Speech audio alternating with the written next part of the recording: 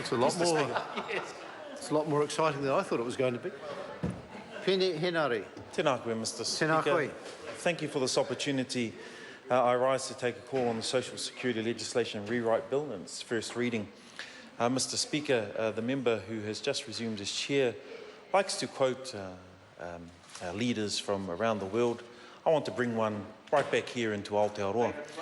Meri Ngaroto is famed for having said, "Kia ha te mea nui o tēnei ao, māku e ki atu, he tangata, he tangata, he tangata." Now, Mr. Speaker, I've already mentioned in this House that at one point in time in a former life, I was a case manager. In fact, I was a case manager in Work and Income New Zealand as they went through a rebranding process. And the rebranding process plastered Meri Ngaroto's phrase all across the walls, right across the country. And the intent of that, Mr. Speaker, was to put people at the forefront of what we do. To put people at the forefront of not only the services we provide to them as they come in off the street or as they come in out of their homes to seek much needed assistance, because let's be very clear, people actually don't want to come into Work and Income if they don't have to. We know that it's a safety net. And in 1964, a bit of a groundbreaking piece of legislation really to make sure that those who do need that assistance are able to get it. If I can cast the minds of this House back to 1964, Mr. Speaker, just very briefly, for somebody like myself who wasn't even born in the 60s, but this will be familiar to many of the members on the other side of the House. In 1964, in June 1964, the Beatles arrived in New Zealand. Something a little bit interesting. May 30, 1964, the Marsden oil refinery plant was opened after several years of construction. There are so many things that happened in that time, exciting times, but we do acknowledge and we support the fact that a rewrite is required in modern times. A rewrite that will allow more accessibility, clearer understanding to those who are affected by this particular piece of legislation.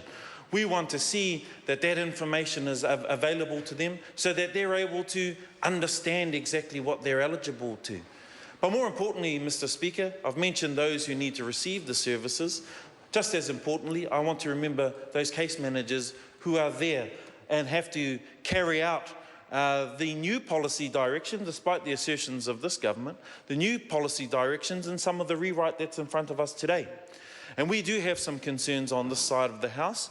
We are supporting this bill, and let me be clear, I'll say that again, we are supporting the Social Security Legislation Rewrite Bill, Mr. Speaker, but we do have some serious concerns.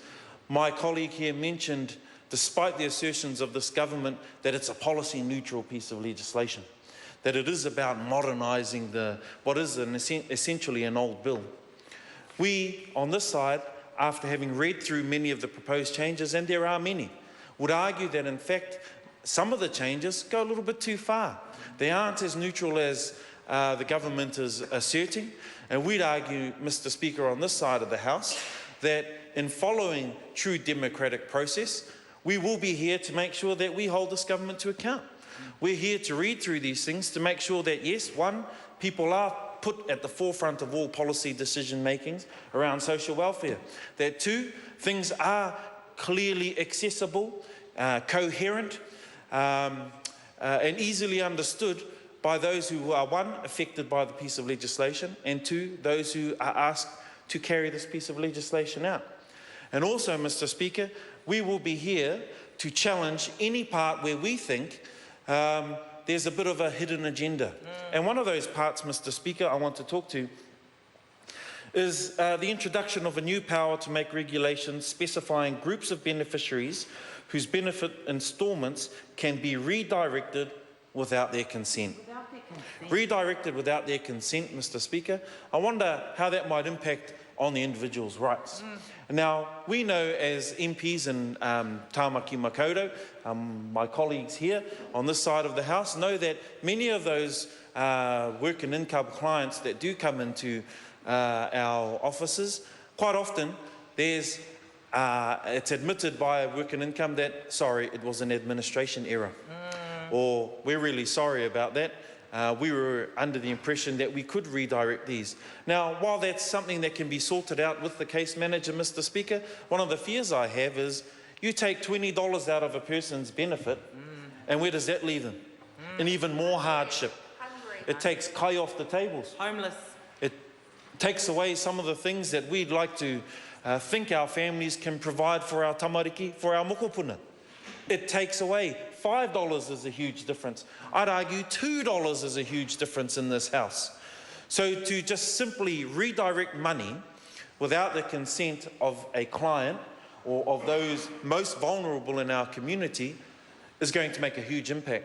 Now, I say that again, a huge impact, because the assertions of this by this government are that it's policy neutral, that there isn't going to be significant impact. If anything, it's going to make things a lot easier. Well, I'd argue, Mr. Speaker, that it won't. And that particular case is a very clear example of how things won't get easier for those families who are affected by decisions like this.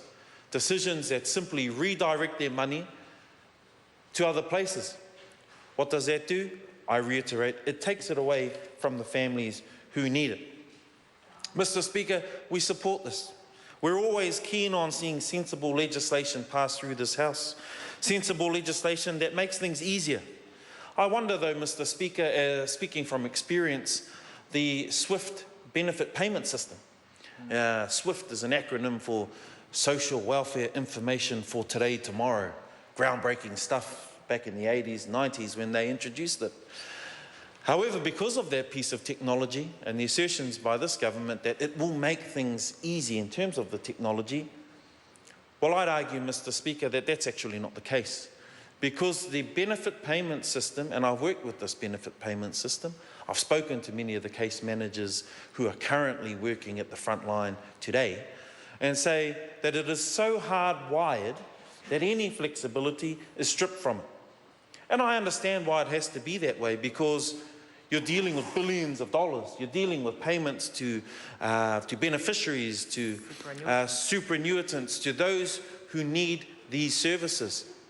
Well, the government's telling us that it's going to make things easier in the technological space, and I'm going to argue that it won't, simply because the benefit payment system doesn't allow that. So what then should we be doing to make things easier? Well, we've already mentioned some of those things. Do not redirect payment without people's consent. Make things clearly understood by the clients and those who go in and receive those services. And while we acknowledge that this rewrite will do some of that, we still maintain that there is another policy agenda here.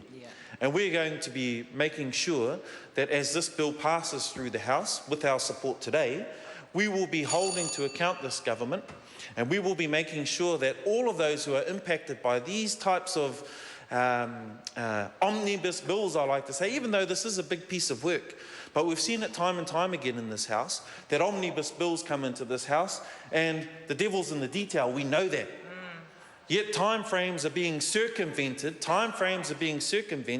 so that we can push these things through.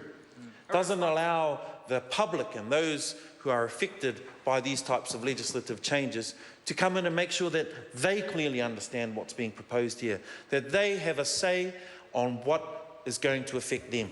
And we on this side of the House, Mr. Speaker, will be sure to make sure that this government is held to account as this bill progresses. In conclusion, Mr. Speaker, I started with the proverb from Miri Ngaroto, he tangata, he tangata, he tangata. And I want to return that way.